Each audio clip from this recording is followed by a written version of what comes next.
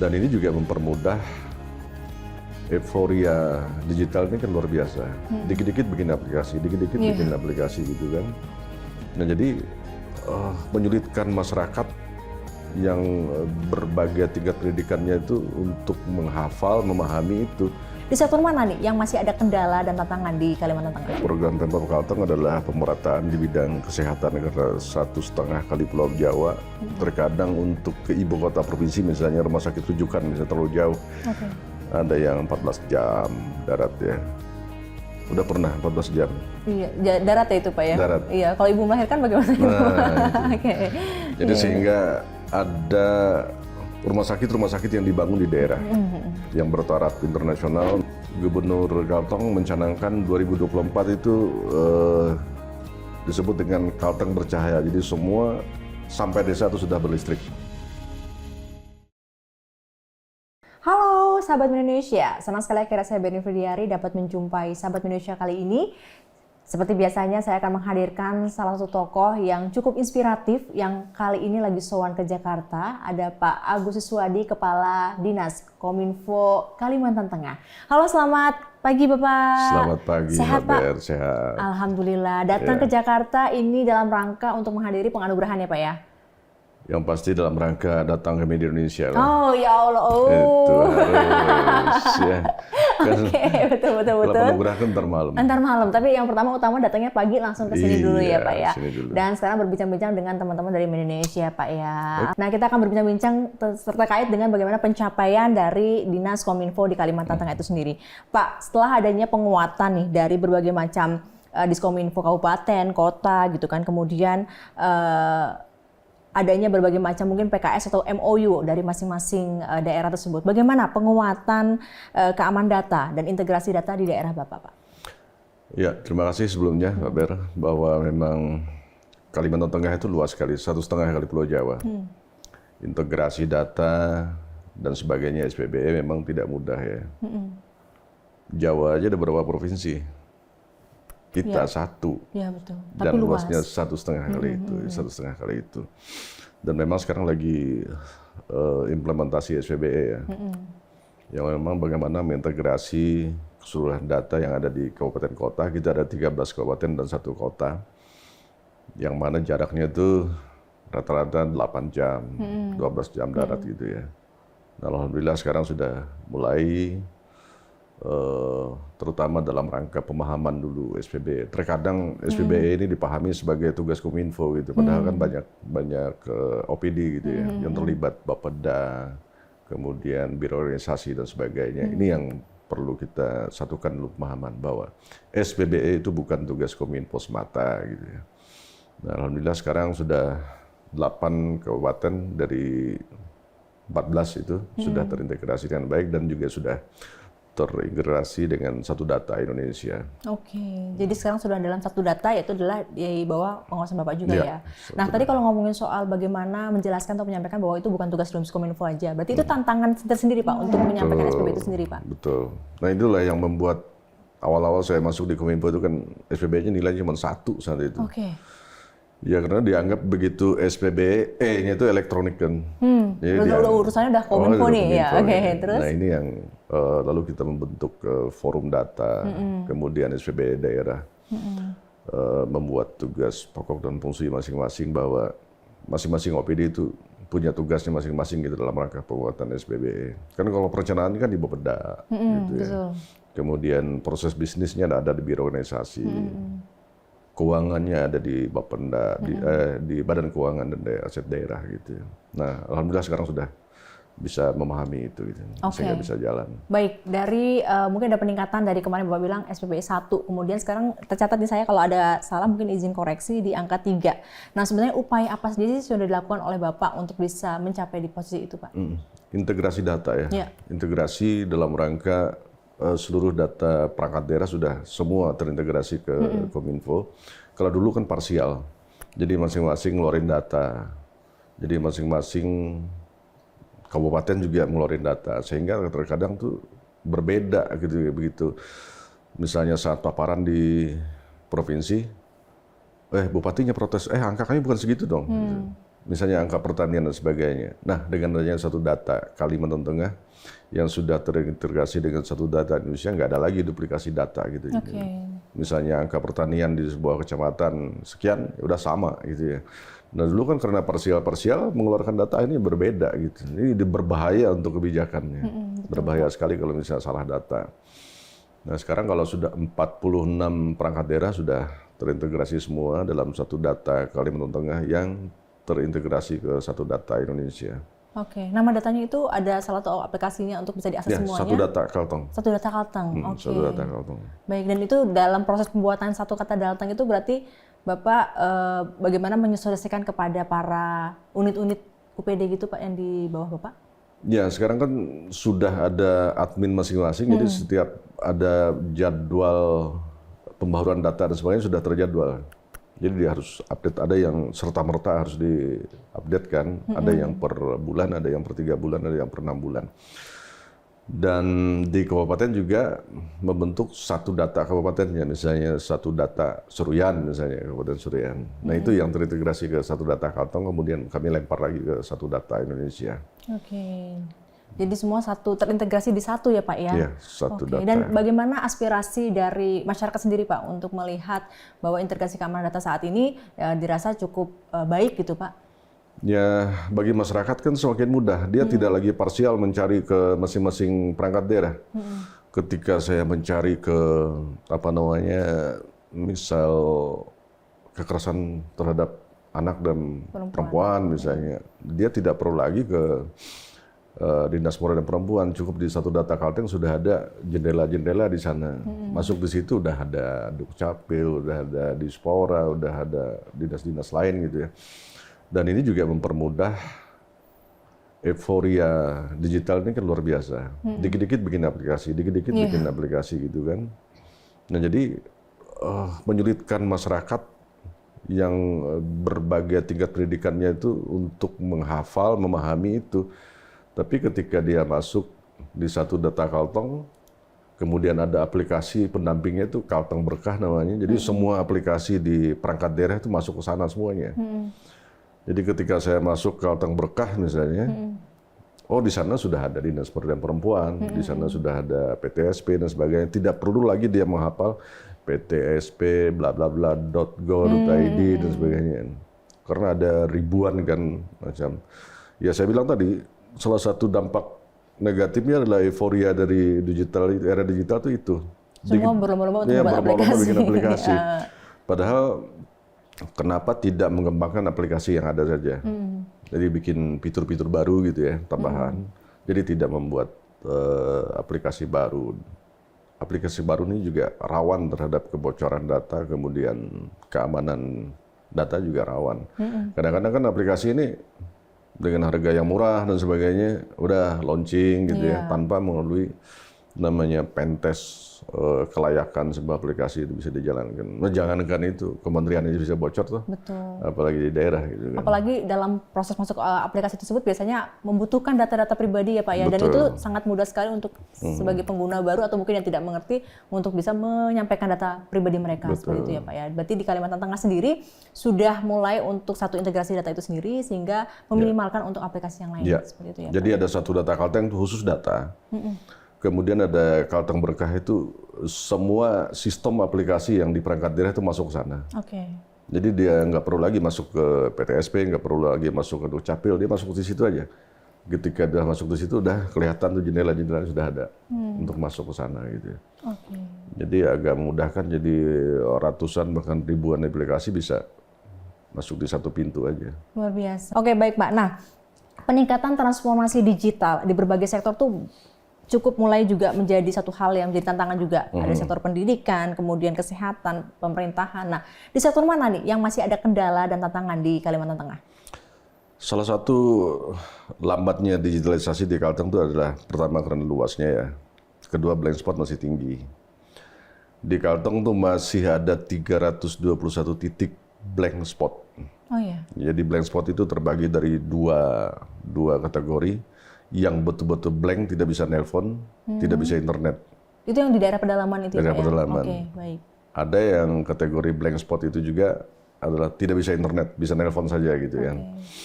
Nah, karena 321 titik itu yang ada di Kalteng, yang mudah-mudahan 2025-2026 sudah tuntas gitu ya. Nah, bagaimana kami mengatasi itu terutama untuk di sektor pendidikan ya. Di sektor pendidikan yang misalnya di bawah kewenangan provinsi itu ada di SMA, SMK, SLB,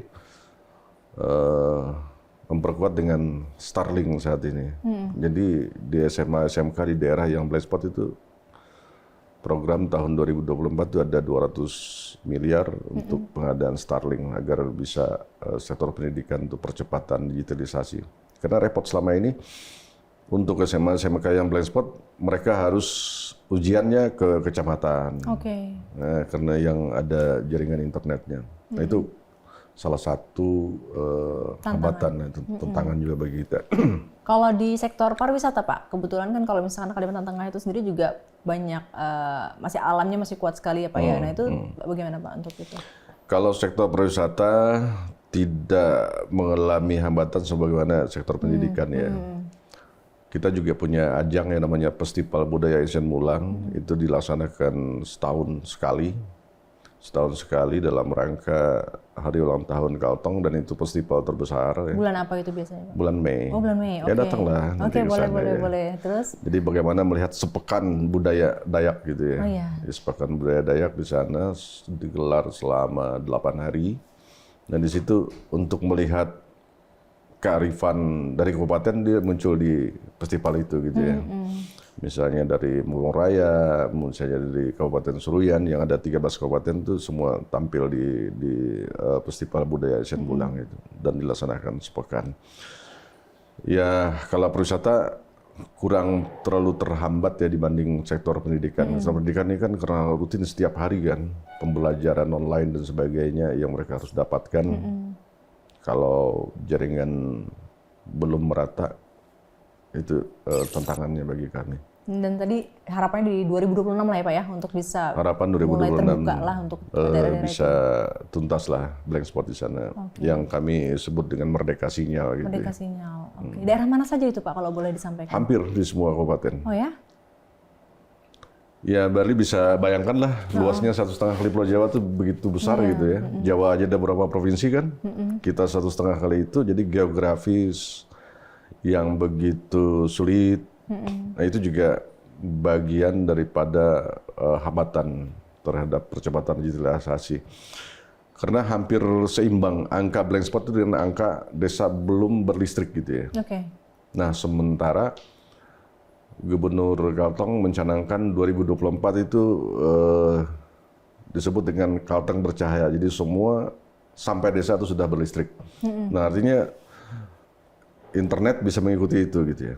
Ya terkadang alasan daripada pengembang atau provider, kami mau masuk, tapi listriknya mana gitu. Nah sehingga dia saling terkait gitu ya. Nah sehingga program Pemprov Kalteng 2024 itu sudah betul-betul bercahaya, udah selesai, sampai desa terpencil sudah berlistrik. Nah dengan demikian provider jaringan juga lebih mudah kalau listrik sudah tersedia. Nah, jadi bukan hanya masalah geografis, yang masalah listrik juga jadi masalah sebetulnya. Jadi ketika saya mau pasang jaringan, tapi listriknya nggak ada juga percuma. Kalau itu membebankan daripada desa setempat, misalnya pakai genset dan sebagainya, juga nggak efektif ya. Betul. Makanya saya optimis 2025-2026 itu selesai, karena listrik selesai 2024 ini.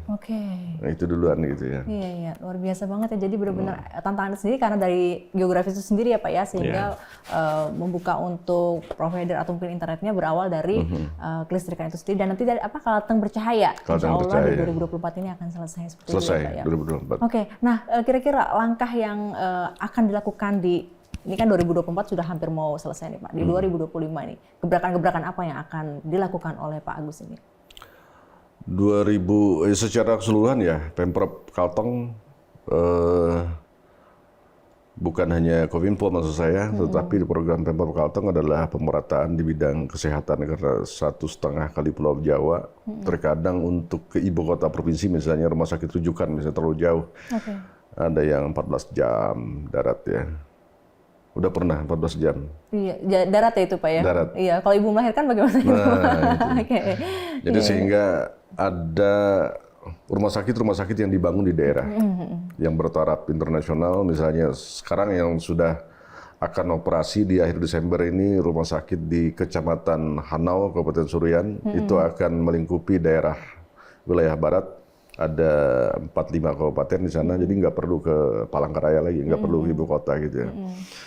Dan akhir Desember juga peletakan batu pertama untuk rumah sakit tipe A di Palangkaraya. Jadi betul-betul menjadi rujukan gitu ya. Karena ya itu kendalanya selama ini, bayangkan kalau misalnya orang sakit rujukannya ke Palangkaraya 8, 10, 14 jam. Nah ini yang lagi digenjot kita maraton dalam rangka pemerataan layanan kesehatan. Termasuk juga pendidikan, tadi Starlink harus merata, kemudian juga TV interaktif juga sudah masuk. Satu program pendidikan ini yang luar biasa, Pemprov Kalteng menggratiskan untuk seluruh SMA SMK gitu ya. Oh ya? Menggratiskan untuk kuliah gitu ya. Okay. Untuk kuliah di 32 universitas yang ada di Provinsi Kalimantan Tengah.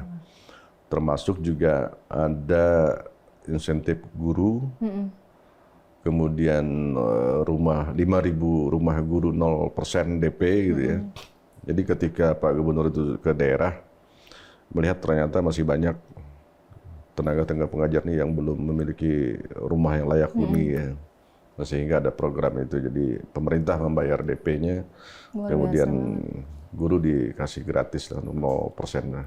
Jadi ada 5.000 rumah, itu sudah berjalan, sudah berjalan selama ini.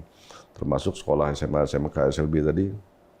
Jadi dia tidak mikirin lagi biaya kuliah, kemudian biaya hidupnya, betul-betul bisa kuliah dengan aman, tentram, orang tua nggak terganggu dengan biaya-biaya itu. Luar biasa banget. Itu nanti ada yang akan dimulai di tahun 2025 itu ya Pak ya? 2025. Kalau yang tabungan mahasiswa yang kami sebut dengan TABE, yang tabungan beasiswa berkah itu sudah berjalan selama ini. Itu untuk 20.000 mahasiswa. Jadi ada uang saku yang dikasih untuk membantu mahasiswa itu 7,5 juta per orang. Itu untuk 20.000. Oh ya? 20.000 mahasiswa. Jadi masuk dalam sistem, kemudian kelihatan nanti terutama untuk membantu yang tidak mampu ya. Jadi harapan Pak Gubernur tidak ada lagi alasan tidak kuliah, tidak sekolah dengan alasan anggaran. Karena dari segi biaya pendidikannya sudah dijamin. Gitu ya, Pak, dan ya? Itu satu-satunya pertama di Indonesia. Iya, betul Pak. Yang untuk SMA, SMK, SLB, kalau misalnya sekolah SMA gratis, SMK gratis, itu biasa. Tapi ini untuk lulusan yang mau kuliah tapi gratis gitu, itu baru di Indonesia. Berarti wajib belajar 9 tahun sudah lewat banget di Kalimantan Tengah, sudah ayo kuliah lagi gitu, lebih ke kuliah gitu ya Pak. Dan anggaran cukup kok itu. Luar biasa banget ya Pak. Nah kalau ngomongin soal, tadi Bapak ngomongin soal pariwisata, bagaimana masih banyak alamnya, kulinernya apa sih Pak di sana Pak yang terkenal? Kuliner ini kalau apa namanya, biasanya orang Jakarta bingung ngelihatnya. Kalau makan khas di Kalimantan Tengah, kursi bisa dimakan gitu dari rotan ya. Jadi sayur rotan itu terkenal sekali. Iya. Sayur rotan muda. Jadi kalau Kalteng harus nyoba itu ya. Nah itu sangat khas di sana. Biasanya orang luar agak kaget, ini kursi bisa dimakan gitu ya. Gitu. Itu rotan muda. Gitu. Bukan bambu ya, rotan ya. Oke. Ini itu dibentuk sayur kuah atau sayur kuah. Lalu ditambah ikan misalnya, ikan sungai.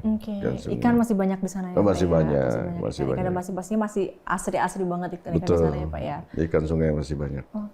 Kalau ciri khas Kalimantan Tengah yang, ini kalau Kalimantan Tengah harus cobain tuh, selain tadi sayur rotan tuh tadi apa Pak? Sekarang tuh musim durian tuh. Oh iya, di mana-mana lagi musim durian ya? Iya. sudah mulai, nanti saya ajak Pak Teguh lah ke sana. Boleh. Kita harus ke sana nih Mas Teguh ya. Iya.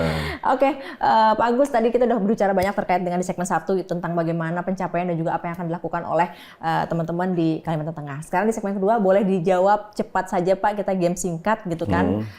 Pertanyaan-pertanyaan yang saya akan ajukan ke Bapak. Yang pertama adalah, ini pertanyaannya random dan nggak penting sih Pak sebenarnya. Bubur diaduk apa tidak diaduk? Diaduk. Kenapa? Supaya cepat dingin.